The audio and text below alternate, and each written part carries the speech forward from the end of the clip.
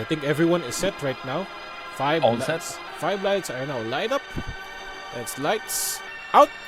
And away we go. And we see now Kyle Ang off to a good start. John Ang follows through trying to fend off Luigi Ato. But Kyle right there maintains his lead on the Australian Grand Prix and maintains the lead. John Ang trails behind the two Ang brothers as we call them. Battling in the L4 position, but Luigi is not giving up, half a second behind John Ang. Do you think may mangyayari pa dito sa next race? I think wala naman nangyaring incident kanina sa turn 1. Everything was clean. Everything was clean. Really impressive drive from all drivers. And Kyle Ang just set the fastest lap right now with a 124. Pero expect natin bibilis pa yan as their strategies will be executed later on. Laps have passed. I think DRS will now be enabled in this lap.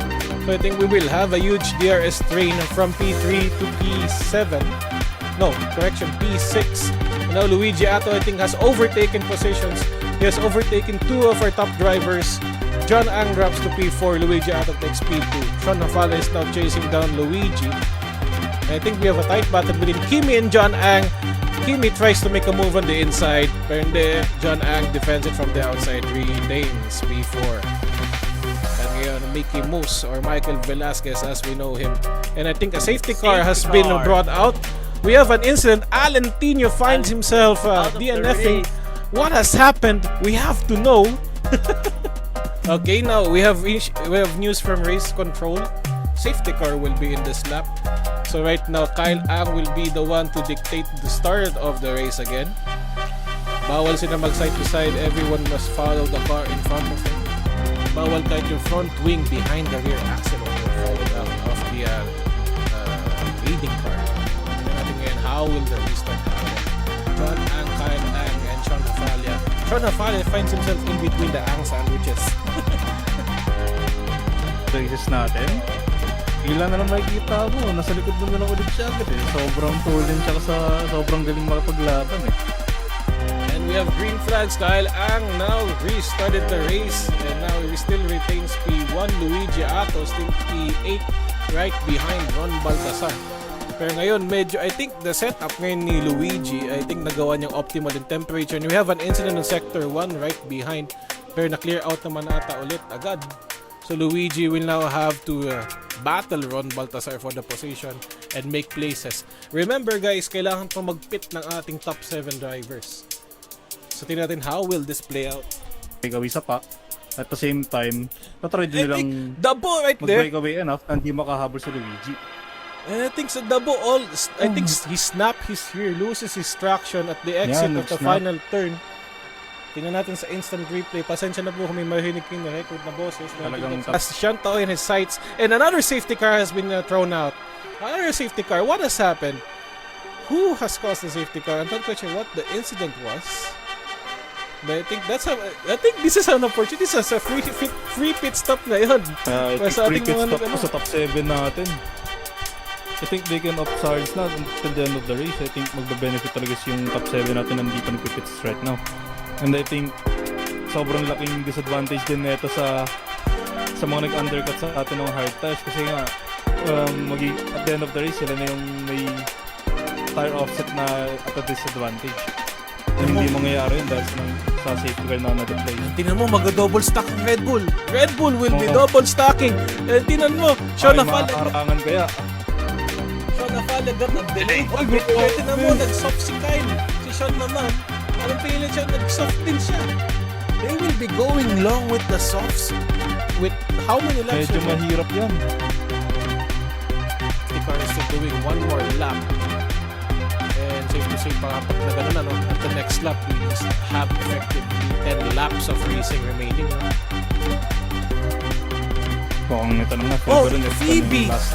Phoebe has retired from the session. Oh, ano nangyari? Kakapapalit lang niya ng softs. Hindi, nag-retire na ata siya. Nasa pit siya, nag-retire na ata siya. We will have 10 laps of racing remaining, our friends. So our viewers, 17 viewers is watching right now. Thank you for staying by. So we have 10 laps of racing remaining effectively. Ron Baltasar, please be reminded, kailangan mo mag-pit. You have 1 mandatory pit stop. But he's in P2. He's showing what he's capable of with this race. Kaso laki na nakahabulin niya eh. If we, Yeah. where will he come out? Diba? So now Luigi Atto will now be dictating the start of the race. I think on the final corners, the safety car has now successfully went inside the pits. I think right now Luigi off the good start. I think there's an incident. Someone has crashed into the wall as he tried to warm up his tires. I'm not quite sure who he is, but it's Kyle Ang. Kyle Ang finds himself with broken wings. Michael Peace is qualified this session, ignoring drive-through penalty. Yeah, Michael Pangilinan was disqualified for ignoring a drive-through penalty. Quite unfortunate for him dahil due to the safety car incidents. But I think he had opportunities before and quite kind of tight, medyo tight going in decision na yun because the safety cars were deployed too close to each other. And I think it's a bad day for Kyle Ang. He has find himself crashed into the wall. Look at the front wings in his car. It's gone. The other Red Bull drivers also dropping. Nakita natin ngayon, wala na ding front wing. Si Sean Hafalya. Both Red Bulls have dropped down after leading the race. Finds himself in the back of the pack. See our top front runners right now, Kimi Manalo and gaya nga nasabi mo, they have benefited from the huge undercut kanina. Look at Luigi and Kimi leading the way right now. The two Alfa Romeos, the power team of the Alfa Romeos are now making a huge statement that they are a force to be reckoned with. Time penalties given with 6 seconds. Mananalo sila sa lottery. Mananalo sa And lottery. Jay Jose is trying to make a move on Chantal on turn 1. But will he stick Turn this? 4. I think Chantal will be defending pero nakuha ni Jay Dawson inside there. No! And Chantal retakes the line. What a look it.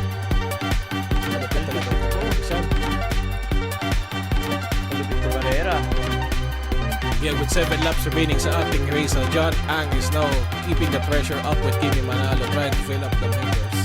So in the next few laps, may DRS zones pang and he slips! He slips! He loses his rears! Almost loses the car. John Ang, you made us nervous there. And again, Chantal gets another 3-second penalty for corner cutting. And now, right now, you're battling Shanta. Now Charles with the DRS opportunity here takes the outside line. Going to turn, I think this is turn number 10. He takes the position P6. Go Haas! Let's go Haas! Cut that to the next DRS zone. John Ang finds himself right behind Kimi Manalo. He's now pinapakita niya yung sarili sa mirrors. Both of them na DRS. Pwede natin sino bang mas mabilis sa kanila going to this high-speed chicane. John Ang will still have the DRS and so as Kimi Manalo. Pero mukhang mag-retain lang yung pace. Look at the pace of Kimi Manalo. Look at the pace of this 14-year-old boy. What he is showing right over here. Speaking of Kimi Manalo, nung pag-uusap ko sila sa Discord nila, sabi pa ni Kimi Manalo, shoutout kay May Gumila. I think they met sa Monza Arcade. I think they've been friends kasi parang regulars na sila dun eh. Yeah, I think regulars. Parang sinabi sa akin, pa-shoutout naman eh. And yan, nag-comment din dito ngayon si May Gumila, Kimi and Freak, let's go! Yeah, there's a huge battle.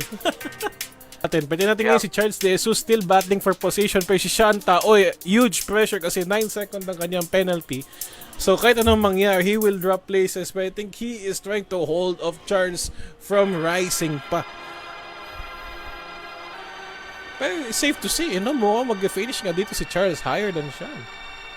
Pero the race is not yet over until the checkered flag. Anything can still happen. And just as we speak, Charles De Jesus crashes into the wall, finds himself out of the race, and the safety car is out. And the safety car is out. Sabi ni Riggs, pwede bang in this lap na yung safety car? Tanong natin, sino bang race director? Ay, ako nga din pala yun. Kaso, ayun na nga! Safety car in this lap. We will have 2 laps of racing. Walang DRS, Adi. Yeah, Remember, no DRS. there will be no DRS. na nakapag-recharge si Mais, and Michael Velasquez now off to restart the race. Luigi Ato follows behind. I think everyone is engaging their batteries. John Ang tries to stay behind. Jada Jose trying to make it safe into turn 1, still maintains their positions. Kimi Manalo, tinan mo, backing it out directly with the McLaren and Alpine and finds himself back in the podium John positions. move. Wow! And I think Jada Jose slips out! He takes himself out of the race, crashes into John Ang. I think he's out of the race. There will be no more safety car. I think yellow flag na lang sa sectors na ito. I think Ron Baltasar also finds himself without front wings. Natamaan niya ito si Jada Jose. Unfortunately, wala lang safety car ilalabas dito. The marshals will be rushing to take out the car. And there will be a yellow flag on sector 2. Hindi natin alam kung ano nangyari doon. Absolutely, Kyle Ang, I think, took advantage of the situation. I think he will just need to be within 3 seconds kay Michael Velasquez and not cut corners. And we will have one more lap of race remaining. And tinatin nga, after that incident, Luigi Ato and Kimi Manalo, Dabo has retired from the race. What has happened? I'm not quite sure. I think something happened on Sector 3. There we go. We have Joel Mabao finds himself on the wall. I think nagka-incident between him and Dabo. We will see. Ano kaya makikita ng mga stewards dito? To cut the front wing ni Joel. Wala. Literally, half the participants nag-DNF na. 2 Alpha Tauris. May isang Alpha Tauri ata walang wing. Siyang Tauri walang wing. Last lap na po. Maglalaban. Wala pong mga wing ang ibang drivers. Ba't ganun? Kala ko ba Red Bull gives wings pero lahat ng Red Bull na kotse parang walang wing. Sumobra yata sila na bigay ng wings. I think tinan mo ngayon Kyle Ang and Sean Nafala, I think swap places. Wala na bang wing si ano? Pero hindi, may wing pa si ano. May wing pa si Sean. Si Kyle ba? Meron pa. Pero like right now we witness the 2 Alfa Romeos maneuvering through the final quarters of this race. And for Division 1, I think it's safe to say power team itong Alfa Romeo as Luigi Ato passes through the final corner. And we will be taking the checkered flag. Luigi Ato wins the Australian Grand Prix with his teammate Kimi Manalo taking P2 and sets the fastest lap then with a 1:18.9. Impressive drive by Luigi. And now we will watch now the podium as we witness Luigi Ato and Kimi Manalo, and who took P3. I think it's safe to say it's Michael taking P3 in this race.